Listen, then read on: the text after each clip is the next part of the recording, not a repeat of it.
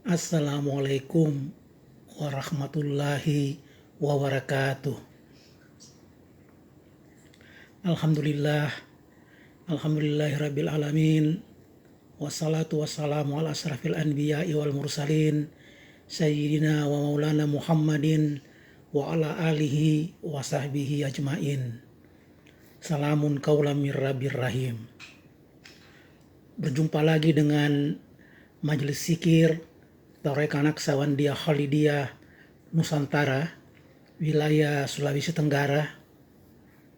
Di malam yang ke-6 ini kita membahas tentang pertanyaan salah seorang simpatisan yang bertanya kepada kami di media sosial saya ya. Ada banyak sekali respon dari ceramah-ceramah malam ke-4 dan malam ke-5 yang membahas tentang Ahlul Bait dan nasab Rasulullah, termasuk sedikit nyerempet-nyerempet ke kitab Qadim ya. Nah, ada salah satu simpatisan, mudah-mudahan dia berrezeki untuk bayat juga, bertanya sambil bisik-bisik, apakah Anda memang mengerti kitab Qadim? Coba berikan kajian salah satu surat saja yang ada di dalam kitab Qadim tersebut.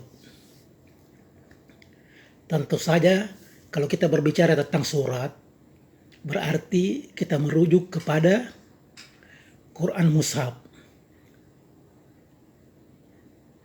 Dan semestinya memang kita merujuk kepada Quran Mushaf karena Quran Mushaf adalah kitab Qadim yang telah tertranslate pada lidah Rasulullah Muhammad Sallallahu Alaihi Wasallam. Baiklah, teman yang bertanya, fahami ini ya, biar kita tidak terus-terusan. Ya, ada juga beberapa orang yang sempat nyinyir. Jadi mudah-mudahan kalau mereka melihat video ini, yang nyinyir itu bisa memahami.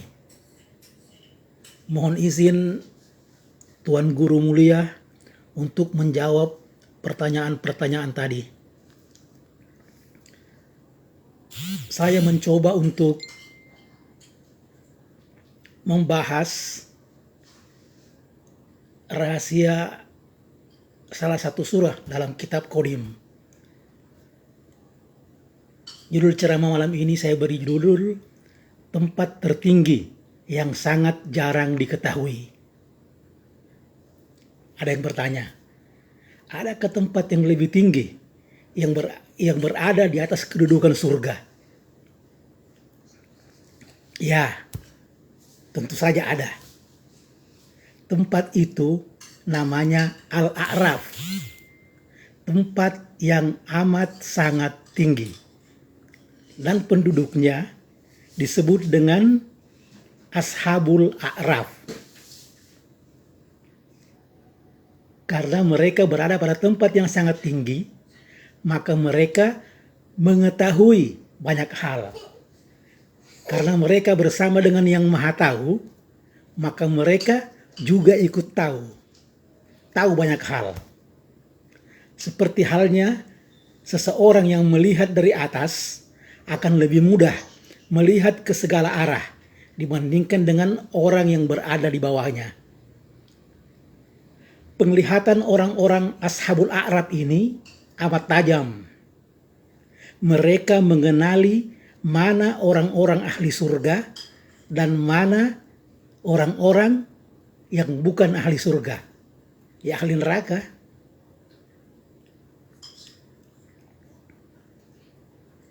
Mereka tahu mana nabi, mana wali, aulia-aulia, mana ulama, mana kafir, mana musyrik, mana munafik, dan sebagainya. Jadi itu bukan sombong ya, tapi memang derajat mereka sudah pada taraf mengetahui dengan hakul yakin terhadap hal-hal tersebut. Pandangan mereka tidak bisa tertipu, walaupun mereka terlihat diam. Bisa dibilang, Ashabul A'raf ini adalah orang-orang yang telah berhasil melampaui surga dan neraka. Berbeda dengan konsep penduduk surga, Ashabul Jannah, di mana mereka umumnya adalah orang-orang pemburu kesenangan yang beribadah mengharapkan untuk kesenangan dirinya, mengharapkan surga yang dipenuhi oleh 70 bidadari, mengharapkan segala macamlah kenikmatan surga yang ada digambarkan dalam kitab-kitab, baik kitab-kitab agama samawi ya, baik itu Taurat, Zabur, Injil maupun Al-Quran. Padahal bahasa-bahasa dalam kitab tersebut adalah bahasa-bahasa dimensional yang harus dipahami lebih detail lagi, bukan diterjemahkan secara apa adanya. Maka konsep penduduk Al-A'raf ini, Ashabul A'raf ini adalah mereka sebagai pemberi syafaat dan penunjuk jalan agar orang-orang dapat menjadi Ashabul Jannah dan mereka memasuki surga, memasuki kenikmatan. Kayak bahasa dimensional juga ini ya. Begitu. Jadi konsepnya mereka, Ashabul A'raf ini adalah orang-orang yang memberi syafaat, memberi petunjuk jalan agar orang-orang dapat menjadi Ashabul Jannah. Dan mereka adalah orang-orang yang berani memasuki neraka untuk menolong orang-orang keluar dari dalamnya. Nah, itulah kelebihan Ashabul A'raf. Ketika orang berbondong-bondong hendak memasuki surga, orang-orang Ashabul A'raf ini sudah berada di sana. Sudah ada di sana terlebih dahulu. Dan mereka mengucapkan salam kepada orang-orang yang ingin memasuki surga. Salamun qaulam mir rabbir rahim.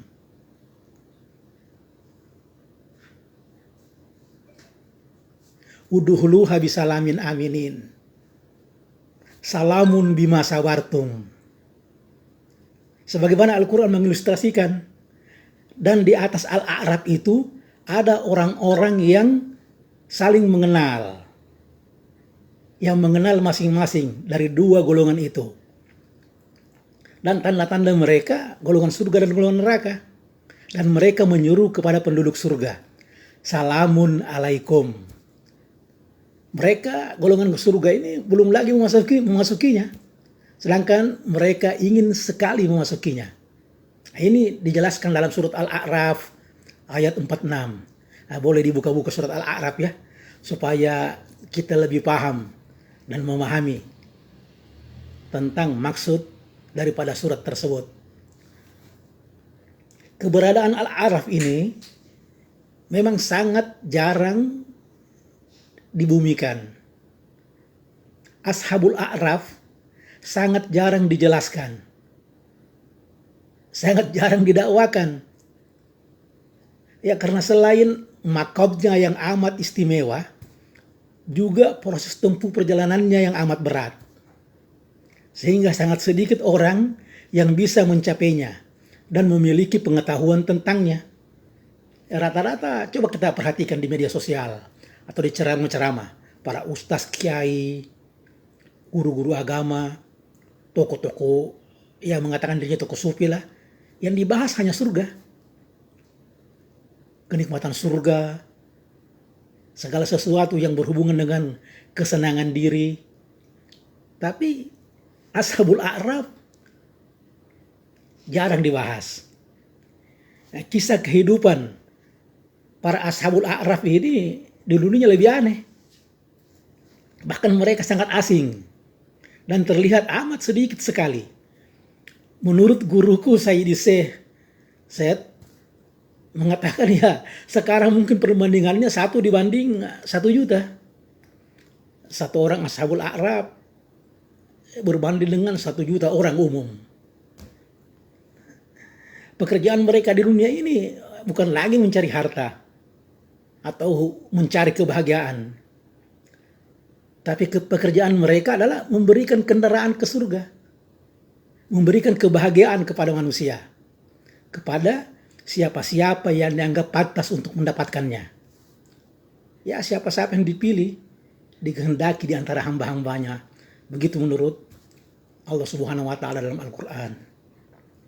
Dan juga mereka mempunyai kapasitas dan kapabilitas untuk menarik orang dari neraka kepada siapa-siapa yang pantas untuk diselamatkan. Ya, untuk sampai ke makam Al-A'raf ini yang lebih tinggi daripada surga, para penempuh jalan, para salik harus mendaki dulu jalannya. Jalannya adalah man arafa nafsahu faqad arafa rabbahu. Itu tangga pertamanya. Demikianlah.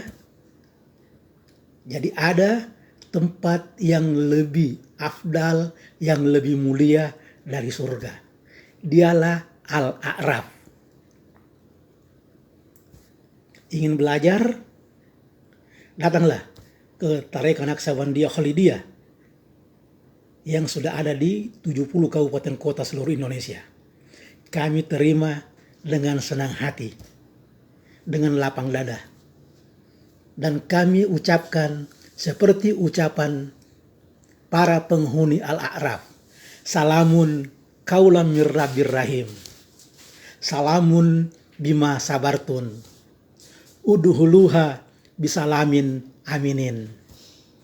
Ini tentang praktek Tarekat Naqsabandiyah Khalidiyah. Ini tentang kebangkitan agama akhir zaman. Ini tentang cinta kepada guru kami. Ilahi anta maksudi waridhoka matlubi. Wassalamualaikum warahmatullahi wabarakatuh.